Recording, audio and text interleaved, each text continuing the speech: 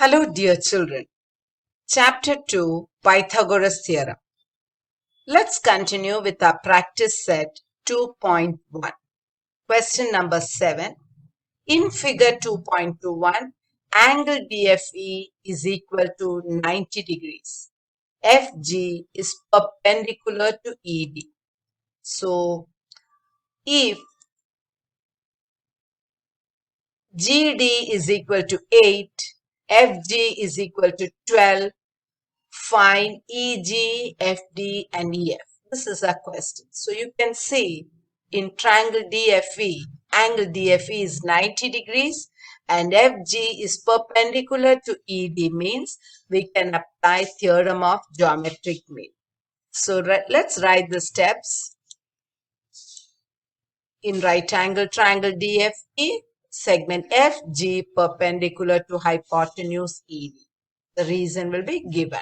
So we'll apply the geometric mean. FG square is equal to GD into EG. The reason will be theorem of geometric mean. Let's substitute the values. We know the FG value is 12 and GD is 8. So we get this. Now 12 square is 144. This equal to 8. That means 8 will go on this side, which means it will become divided by. The sign now is multiplication in between 8 and EG. So when it goes here, it will be division. So 144 upon 8 is equal to EG. And when you divide it EG, you will get it to be 18 units. So that's how you got your first value EG as 18 units. Now we have to find FD. Look at this FD. So it means you can see here triangle, in the triangle DGF, you are given GD value, you are given FG value, you have to find DF, means we will apply Pythagoras theorem in triangle DGF. So you know this angle G is 90 degrees, which means hypotenuse will be DF. So you need to understand which is the hypotenuse. When angle G is 90 degrees, DF is the hypotenuse. So we will write that. In triangle DGF, angle DGF equal to 90 degrees. So we will write down, we'll apply Pythagoras theorem. GD square plus FG square is equal to FD square, Pythagoras theorem. Let's substitute the values. We'll get it. So 8 square is 64. 12 square will be 144 is equal to FD square. So this is what we get. Now when you add it, FD square is equal to 208. We have to find the square root. That means it's not a perfect square. 208 is not a perfect square. You'll have to do by factorization method and get it. So FD is equal to 4 root 13 units. So we have got the second value FD. Now we have to find EF. EF means we have to consider this triangle EGF and apply again Pythagoras theorem. That is, we have got the value of EG as 18 units and GF is 12 units. So now we have to find EF, means you have to apply Pythagoras theorem. So which angle is 90 degrees? Angle G. So which will be the hypotenuse? The side opposite to 90 degrees. That is, EF is a hypotenuse. That means we will write FG square plus EG square is equal to EF square. So let's write the first step. In triangle EGF, angle EGF is 90 degrees and therefore EG square plus GF square is equal to EF square. Reason will be Pythagoras theorem. Let's substitute the values. We will get 18 square plus 12 square is EF square. 18 square is 324. 12 square is 144. So that's equal to. Now when you add, you will get EF square is equal to 468. You have to find the square root. Again, 468 is not a perfect square. So we will, when you do factorization, you will get it as 6 root 13 units. So the question asked is EG, FD, EF. We have found all three values. Let's write the final step this way. So this is question number 7. Let's move on to question 8. Find the diagonal of a rectangle whose length is 35 centimeters and breadth is 12 centimeters. So let's draw the rectangle. Let's name it. You know, rectangle has got all angles to be 90 degrees. We need to know the properties of the rectangle. That is, all angles are 90 degrees and opposite sides are parallel and congruent. So the length is 35 centimeters and the breadth is 12 centimeters, and you have to find the diagonal. Let's put it. So we will now angle B equal to 90 degrees. So we will consider triangle ABC, and you can see angle ABC is 90 degrees, and so we can apply Pythagoras theorem in this triangle. So first of all, let us write down that the quadrilateral ABCD is a rectangle, and therefore all angles are 90 degrees. It's a property that we are using it. And now we will consider in triangle ABC. In triangle ABC, angle ABC is 90 degrees. So we'll apply Pythagoras theorem. AB square plus BC square is equal to AC square. Let's write the reason.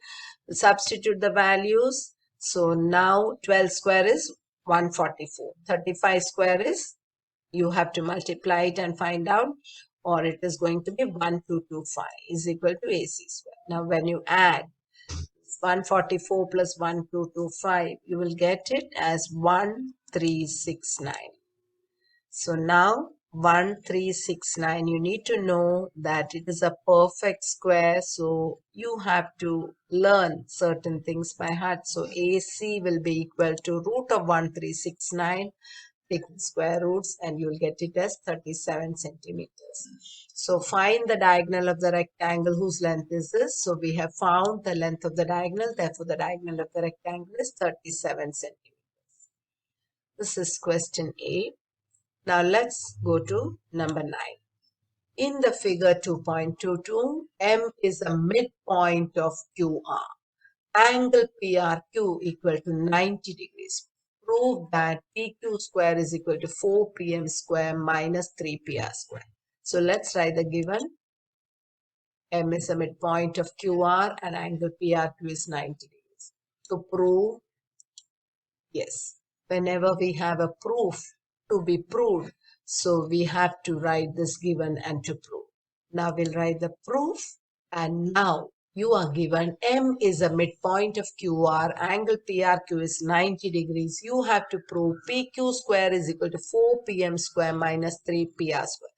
So you need PM square. Agreed, you need PQ square also. PM square you need. So let's consider the triangle PRM. In triangle PRM, you know angle R is 90 degrees, and so we'll apply Pythagoras theorem in triangle PRM. So let's write the steps. In triangle PRM, angle PRM equal to 90 degrees, reason will be given. So we'll apply Pythagoras theorem, PR square plus RM square is equal to PM square. The reason will be yes. Now you should know that RM is half of QR, because it's given M is a midpoint of QR, which means RM is equal to half of QR. So that we will write it down, and the reason will be M is a midpoint of QR. Now we will substitute this RM value in this particular step. So PR square will remain as it is. Instead of RM square, we will write half QR, and you have to put a bracket and then write this raised to 2 is equal to PM square. Now, there's a bracket and we have to square each term of this bracket. PR square as it is, PM square as it is, we have to square it now. 1 square is 1, 2 square will be 4, QR square will be QR square. So we have to write, now we'll remove the bracket and we will write the squares. So PR square plus 1 upon 4 QR square is equal to PM square. We have to remove this bracket. Now you can see one denominator here 4, and so we have to get rid of this denominator because there's no way in the question asked to have denominator. So we have to get rid. Now how to get rid of this denominator 4? We will multiply each term of it by 4. So each term by 4. So this will become 4PR square. Here it will become 4 multiplied by 1 upon 4 QR square is equal to 4 PM square when you multiply each term by 4. So now you can see 4 in the numerator, 4 in the denominator. This 4 will get cancelled. And here it will remain 4pr square plus qr square is equal to 4pm square. So let's write down this. Now let's look at the question. We need pq square is equal to 4pm square minus 3pr square. We have got 4pr square. We need 3pr square. So we'll split this up. We'll write this as 3pr square plus pr square.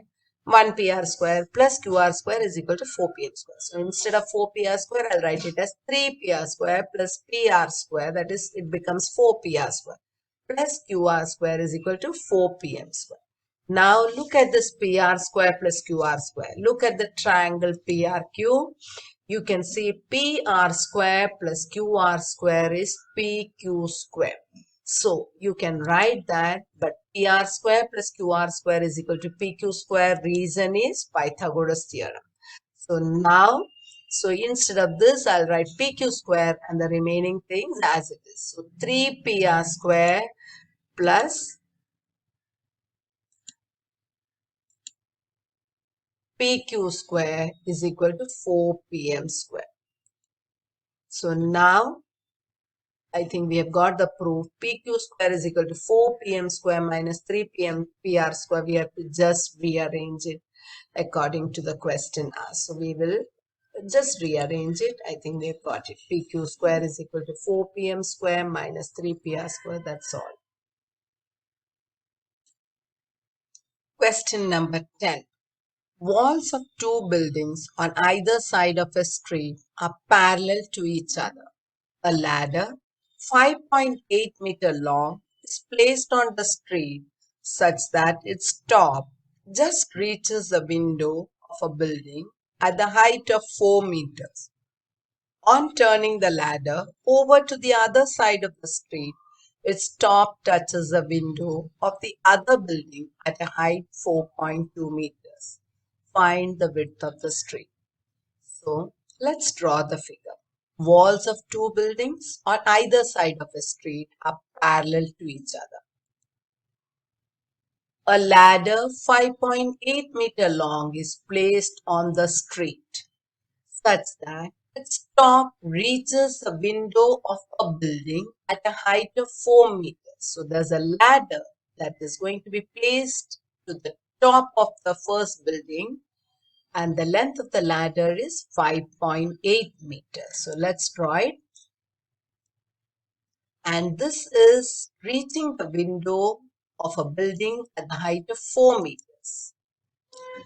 Now, on turning the ladder over to the other side of the street, that means this side, its top touches the window of the other building at a height of 4.2 meters. So it's the same ladder, that means the length of the ladder will be 5.8 meters. So let's turn it 5.8 meters. And this is at a height of 4.2 meters. So now find the width of the street. So we have to find the width of the street means this. So now let's label the figure P, A, B, C, D, E and Q. Now you know these are two walls on the street, so they will be perpendicular to the street. So let's draw the right angle sign. Yes. Find the width of the street means you have to find length of BD, which means we will find BC and then CD. We will consider triangle ABC, and you are given that it is a 90-degree triangle and the hypotenuse is given and AB is given. Let's find out BC. And same way in this triangle EDC, we know this length CE, we know ED, we have to find CD by Pythagoras theorem and then we will add it. So now we are given two walls, a ladder. We have not drawn the walls or the ladder. So let's give a description of this figure, what we have drawn.